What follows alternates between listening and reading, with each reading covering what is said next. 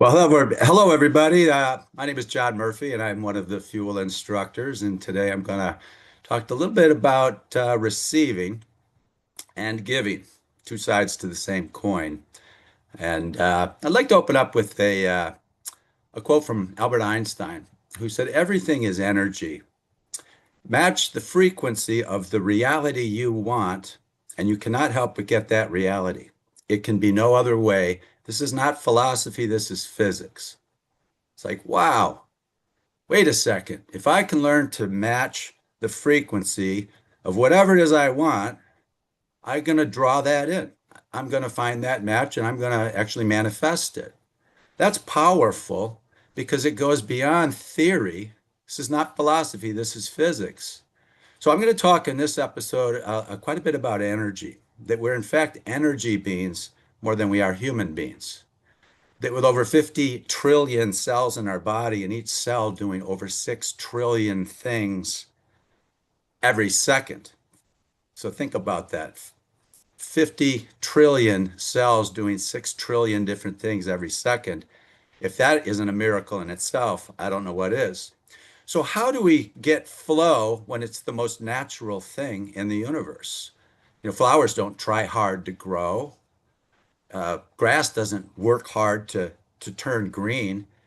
It does because it's its essence. And we have an essence about us, and that essence is to flow. I'll talk a little bit about affluence because the word affluent comes from the word afflure, which means flow. So think of it this way. You open a valve on a faucet, and what happens? Water flows, unless there's a problem, right?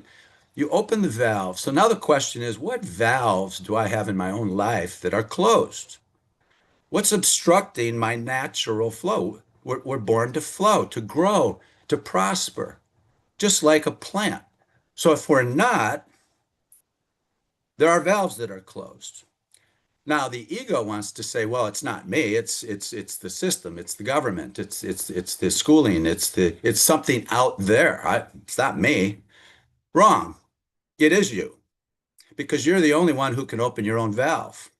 So if you think somehow, mom or dad's going to take care of it for you, or the government's going to take care of it for you, or your boss is going to open your valve and empower you, no, you have the power available to you right now. It's all around us. It's what makes everything grow and connect. So in this episode, I'm going to walk you through some ways to identify those valves that are closed. And by the way, these aren't physical valves. These aren't things physically getting in our way. The tangibles, they're intangible. They're in the mind. So on Mindful Monday, let's talk about the mind a little bit. What's going on in the mind that's blocking flow in your life? And I'll give you a hint. A lot of it has to do with doubt and fear. So we're a little bit anxious. We're a little bit afraid. Oh my, AI is going to take over my job. Oh my God, the sky is falling. No, it isn't. You just think it is. And if that's what you think, you're getting in your own way. If you see somebody with great affluence and feel even the tinge of resentment or jealousy, oh, you're getting in your own way. You're blocking that kind of affluence in your own life. So any feeling like jealousy, anger, judgment, criticism, fear, doubt, anxiety, guilt, shame, these are all ego frequencies that restrict us from what's natural, which is flow. Inspiration in spirit means fearless. So if you stop and think about a time when you were in spirit, truly inspired by something, you weren't going to let anything get in your way. You were going to get it done somehow, find a way. So I've been in practice now. I started my company 37 years ago and with very little. But the one thing I felt all along, I felt I was on the right path. I felt good trying, even though I made lots of mistakes. So here's a quick question for you. How do you feel right now? How do you feel right now? And I'll tell you something, whatever it is you feel is because of what you're thinking. So if you're thinking about, oh, geez, I've got this big project due at the end of the day. Oh, I've got this problem. Somebody said something over the weekend to me that still upsets me. If anything you're thinking upsets the way you're feeling right now, in other words, if you aren't feeling pure joy, enthusiasm, appreciation for life, if you aren't feeling like you're growing, blossoming, attracting abundance, if you don't feel that way in every moment of every day, there's something wrong. Valves are closed.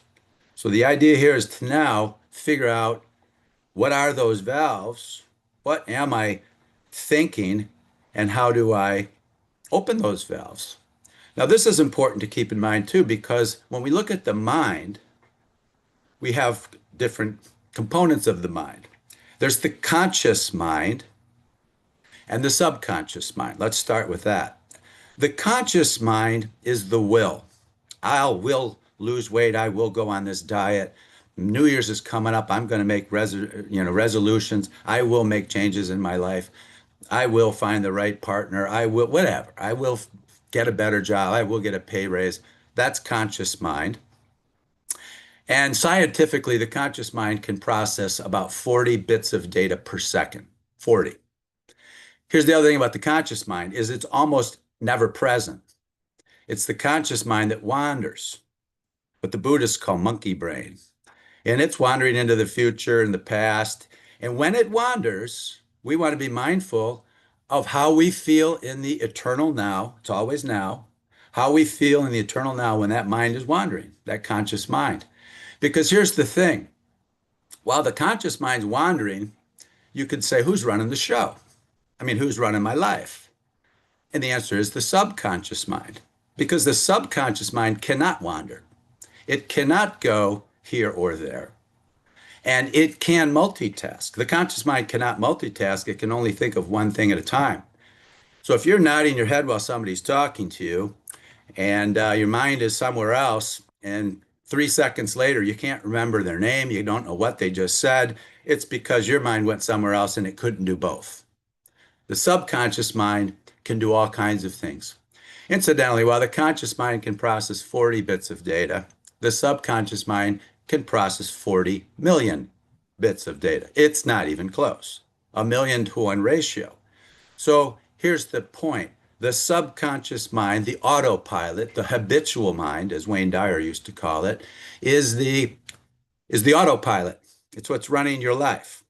It's habits. So if you have a habit to get angry over certain things, a habit to overtalk when somebody's trying to talk to you, a habit to get nervous in certain situations, all of that's programmed, and most of it's programmed into your mind, which moves subconsciously then by the age of 6. So you're running your life with programming from when you were a child that you don't even know you're running on. So that's a valve. That's a whole lot of valves. So if you really want to empower yourself and prosper and become massively affluent, you find those programs. Dr. Bruce Lipton calls them viruses of the mind. You find those and you delete. You don't add. I don't need to add more training, add more education, add more effort, add more time.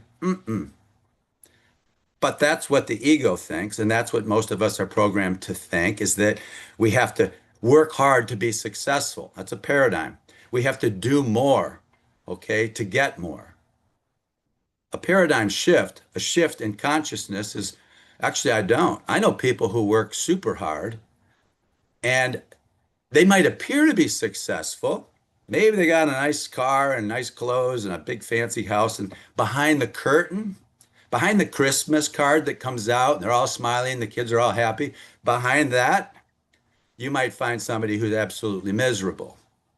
And one of those kids is about to go into rehab for the second time, and they're about to lose the house because they're overextended, and they're about to get divorced because they just can't seem to get along. But they look successful, don't they? So here's another challenge for you this Monday. What does success actually mean to you? Is it a certain number, a certain dollar amount in your bank account? Then I'll be happy. Then I can finally feel good. And then I can take more time off and play golf or tennis. Someday I'll feel happy. But meanwhile, I got to keep my head down and I got to work hard and because I got to be successful because then I got to look good in front of everybody else. Ego. To me, success means that you are happy every day doing whatever it is you're doing. That's natural. That's flow. That's the way we're meant to be. We are meant to be joyful, meant to be positive, meant to be happy. So when we're not, we're getting in our own way. There's something going on. There's viruses of the mind. There are things we need to delete. So we're running on our subconscious mind over 95% of our lives, less than 5% conscious. And if we want to make a change in our life, New Year's resolution, hey, I'm gonna lose 10 pounds. I'm gonna lose 15 pounds. I'm gonna look good, you know. And the subconscious mind goes, no, you're not. You tried that last year. You've tried that for the last 5 years.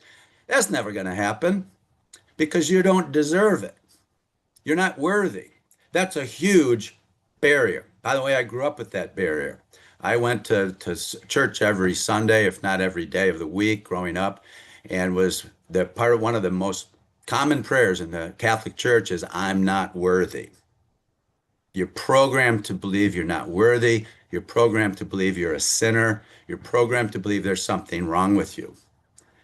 You take that programming through the rest of your life and without finding a way to delete it,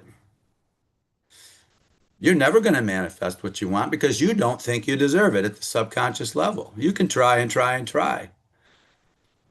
So stop and think about this for a minute. How do you feel about living a life of pure joy, of significant abundance? So much money you can give lots of money away and feel really good about that. How do you feel about working whenever you want or not working at all because your work isn't even work?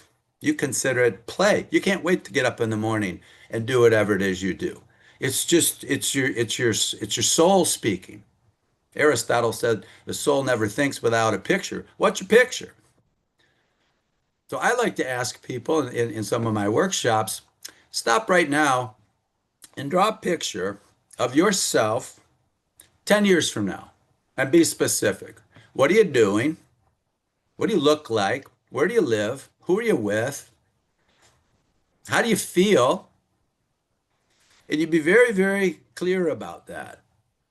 I developed a course, almost 40 years ago called MVP Success. Now, a lot of people think MVP means most valuable player. In sports, it does actually. But this is not what it was. It was mission, vision, and principles.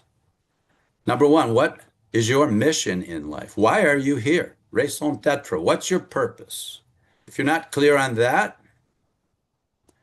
you're going to struggle. Work's always going to feel like work. You're just putting it out, going home at the end of the day, going, oh, made it. A clear mission is the reason you're here on the planet. And I've talked about this before, but if you're struggling identifying what your purpose in life is, it's relatively simple. You were born with a gift, more than one gift, a true sacred gift. Your mission in life is to give that away, to make the world better in some way. When you give away what you've been given, another paradox, another paradigm breaker, if you will, when you give away what you've been given, you feel good. And when you feel good, you draw more good into your life. So, clarity of mission. The second component, vision, is what does that mission look like for you 10 years from now? You're serving your purpose. You get up every day and you feel great about what you're doing, whatever that is. It could be artwork, could be music, could be building stuff, could be writing books, giving seminars, doing podcasts, could be all kinds of things, infinite possibilities. You're giving, and that's the key. You're giving. By the way, you're not giving to get. You're not writing a book to make lots of money. You're writing a book because you're giving something valuable to the world. Could be entertainment, could be knowledge, but you're giving. And you're not attached to the money.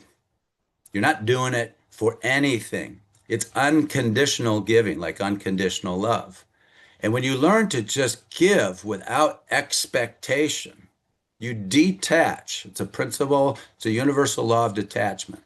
You give without attaching to the outcome. The outcome comes. Maybe you've some of you have been on Match.com over the years, and you're trying to find the right match in life. You're finding the right person, and finally you just go, you know what? I give up. My will, no. I'm gonna just trust thy will. And then all of a sudden somebody shows up in your life. That's flow. We get out of our own way. We go from my will to thy will. Okay. So vision looks like whatever it might look like. For me, I'll tell you what, I mean, I developed this course decades ago, and when I was teaching it, I was also doing it. And my vision back then was I'm going to be teaching and helping people all over the world. Millions of people around the world are going to be benefiting from my gifts. I'm going to be an award-winning author. I'm going to be on stage with highly influential people. Okay. I'm going to be living in a beautiful place with lots of money and surrounded by loving family and friends. And I'm going to be loving what I do. Now, this is a long time ago. Guess what I'm doing right now? Exactly that. I'm teaching and helping people all over the world. I've got 20 books published, including a couple award-winning books. I've been on stage with Tony Robbins, Zig Ziglar, Norman Schwarzkopf, Jim Rohn, Dennis Waitley, some pretty big hitters. And I love my life. I love giving. That's why I'm on this webinar with you. It's because it's in my soul. That didn't happen by accident. That happened by positive intention and positive vision and faith that I was worthy. And I had to delete the I'm not worthy subconscious beliefs to open up that valve and let the flow. By the way, when I write a book that's an award-winning book, and people say, "Wow, where did you come up with that?" I'll say, "I didn't. I just channeled it, so to speak. I just put it down, but I opened up to something much wiser than me, much higher intelligence, and I just put it in a framework that fellow human beings could relate to. I just channeled it essentially. So I don't even take credit for that. That's getting out of your own way. And the P in MVP. So we've got clear mission. We know why we're doing what we're doing. It means something. We have a clear vision, the compelling vision that's drawing us every day to move forward. And our principles are like our guidelines. They give us some degree of integrity and authenticity. So we're not fake. There's no such thing as fake it till you make it. To me, that's ridiculous. That's not honest. It's not integrous. You don't fake it till you make it. You go through your mission and toward your vision with some degree of humility. Thy will, not my will. And that humility helps you get out of your own way and detach. You're not doing whatever it is you're doing for ego. You're not chasing a paycheck. If anything, you're getting the paycheck to chase you. There's another paradigm shift. So all of this requires a shift in belief. So I'd like to pause just for uh, a minute or so and give everybody a chance to think about what is my mission? What is it I'm here to give the world? Giving always means you're giving it for the betterment of others. And one of my most classic favorite mission statements was Walt Disney's. Walt Disney said, "My mission is to use my imagination to bring happiness to millions." Now, this is, of course, decades ago when Walt Disney was just getting started. Use my imagination, my gift, to bring happiness, not to myself, it's not about me, but to the world. One sentence covers both mission and vision to some extent, because this is when he's getting started. Millions of people are going to benefit somehow from my imagination. Doesn't say how he's going to do it. And by the way, I didn't know how I was going to do it. but I was going to do it. So take a minute and think about my mission, my vision. What does success really look like for me? And get beyond the tangibles. I've got this nice car, I've got this great job with a plaque on my desk that says how important I am. No, how do you feel? How do you feel when you get up in the morning? How do you feel when you go to bed at night? By the way, a very high frequency is the frequency of appreciation and gratitude. You wake up every day with gratitude. You take 20, 30 minutes in the morning to just not look at your email, not look at your phone, not look at anything. Maybe sit outside if the weather's all right and meditate. And I know Danielle and Allie have walked you through some great meditations. I meditate every morning for at least a half hour. Okay, to me, it's like taking a shower in the morning. It's a mental, emotional shower, not a physical one. And I start my day every day feeling centered, feeling grateful, appreciating the gifts I've been given, the opportunities that surround me. And it's a new day. It's a new day. I don't have to drag the past with me. Every day is a fresh start. And meditate on that. By the way, when I meditate, I'm all about the I am affirmations, the I ams. Now, here's something important to think about whenever you hear yourself say I am, think about whatever words follow. Because I hear all the time, I hear people just throughout the day going, oh man, I'm getting old. You know, my knee hurts. Okay. Um, I have my doubts. I am so upset with this or that. I am angry about, this or that. And this or that is so wrong. Those are frequencies. To go back to Einstein, misery loves company. And when we have frequencies of criticism and judgment and anger and doubt and anxiety and the opposite of appreciation and gratitude and unconditional love and inner peace and joy, the very highest of the frequencies, when we have those dark negative frequencies and they're habitual, they just come out through our language, even our body language, even our face. If you see people with just perpetual scowls, they've been complaining about things so long over their lives they don't even realize it. It's just drawn more in. And when you think about certain things you can give easily, effortlessly, without any money, give a smile, give a thank you, learn someone's name at the checkout at the grocery store and call them by name and say, I appreciate you. It's so simple because those are high frequencies. And you match the frequency of the reality you want, you can't help but get that reality. It can be no other way, Einstein said. Hmm. So take a moment in the chat if there's something you want to share in terms of, I feel like my mission is this or that. My vision is my definition of success is this or that. Incidentally, when you think about success, manifesting whatever you want without a whole lot of effort, think about success in a variety of categories. What does success look like to you physically? What's your body look like? What about financially? What's your bank account look like? What about socially? What are your relationships like? What about mentally? How sharp are you? How knowledgeable are you? Okay. You can emotionally. I mean, how do you feel day after day after day? These are categories. And you can have all the money in the world and be miserable. You could be the most fit body in the world and broke, okay, or in a lousy relationship. So I look at success more holistically. And all of that starts with the mind and the vision that we're blessed with. You know, we among all creatures, we have the capacity to envision the future, to see outside of the current state.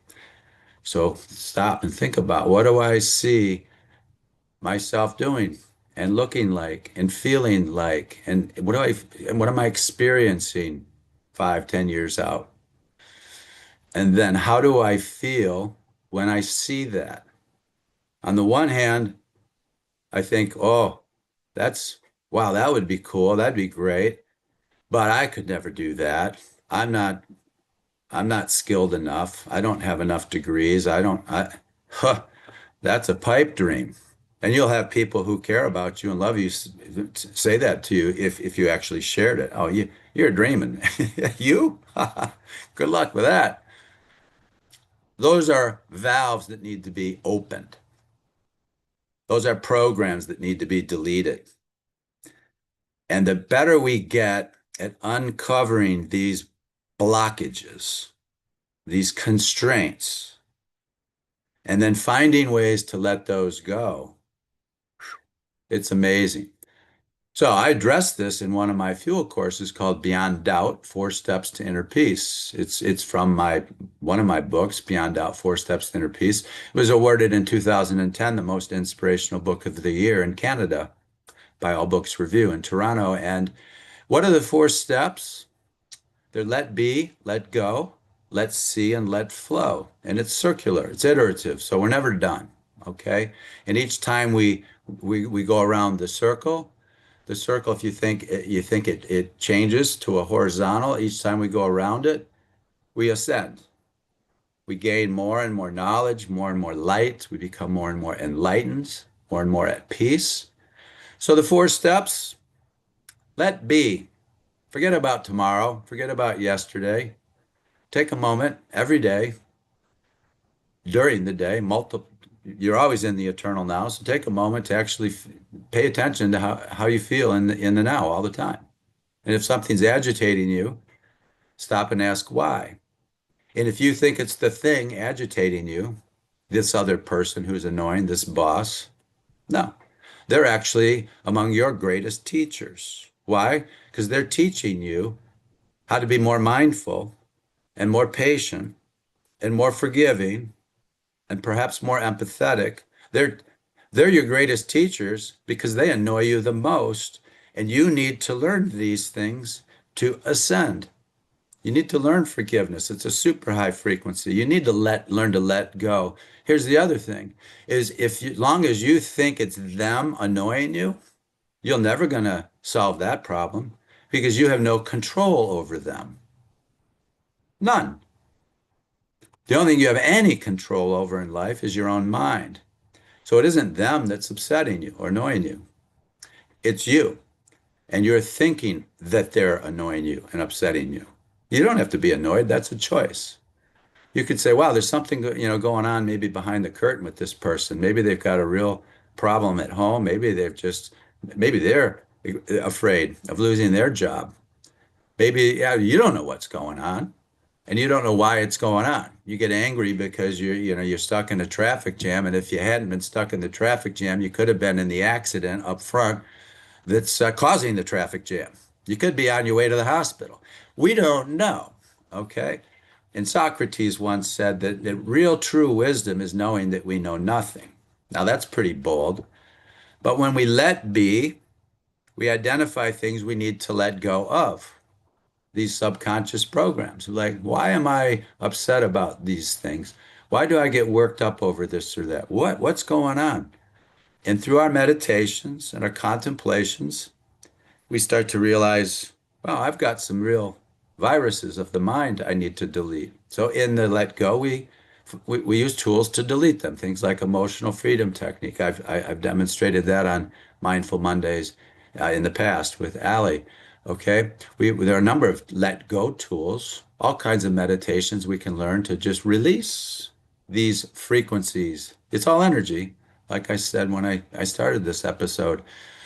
And here's the thing, when we let be and we're present and we let go of all that monkey business, everything looks different to us. We let see a whole new world. We let ourselves see perfect harmony and balance in the world, where others are seeing complete chaos and uncertainty and oh my God, the sky's falling. We see beyond the clouds to the blue sky, the stillness that's always there. There's been chaos going on for millennia, right? Wars have been going on just about since the beginning of human existence. There's always battles going on. You don't have to get entangled in all that emotionally because there's nothing you can do about it. You can learn to see the yin and the yang of it, the harmony of it. Everything in the world is in balance, whether we understand that or not. Day becomes night, becomes day, becomes night. Seasons, everything's changing all the time. And the universe isn't stupid. It knows how to put things back together again, to keep things in balance. It's like homeostasis in the body. Our cells are intelligent. You don't have to tell a skin cell anything when you cut yourself. It knows how to heal. Get out of its way. Quit over managing it. All right, when we let see with vision that is positive and compelling, and we've let go of doubts and limiting beliefs, we experience flow. And flow is this effortless state of existence. It doesn't mean we don't work, and it doesn't mean we don't have intentions, and we don't get up every day and do something to benefit the world. Of course we do because we want to.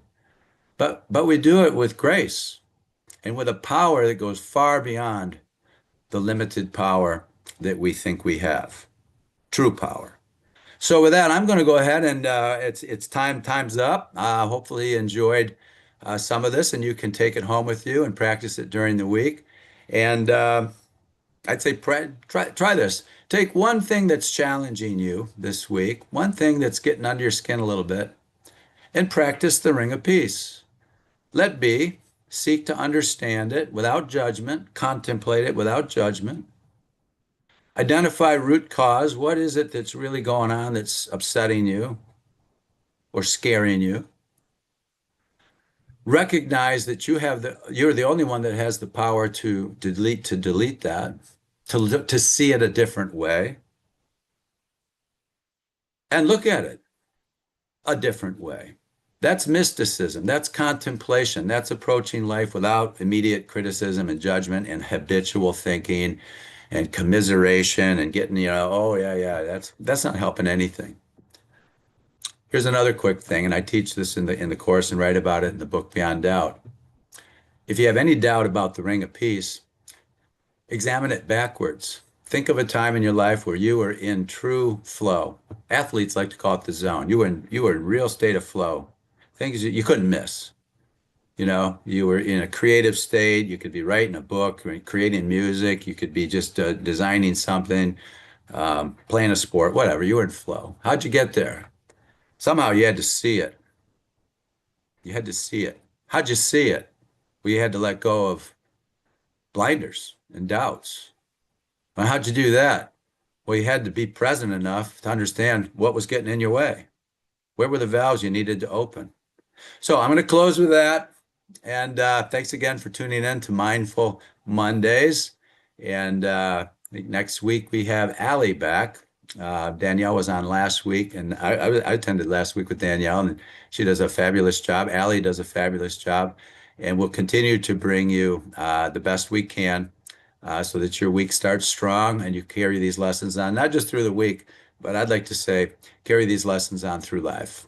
All right. Thank you very much, John Murphy, checking out. Check out the Fuel courses as well. I appreciate that.